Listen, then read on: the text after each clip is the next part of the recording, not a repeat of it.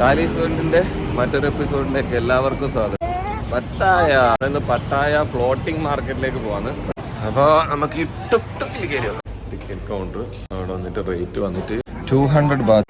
തോക്കുകളുണ്ട് നോർമലായിട്ട്. ഇവിടുത്തെ ഷോപ്പുകളും കാര്യങ്ങളെല്ലാം വന്നിട്ട് നദീന്റെ മേലെയാണ്. ഇതേപോലത്തെ പലക അടിച്ചിട്ടാണ്.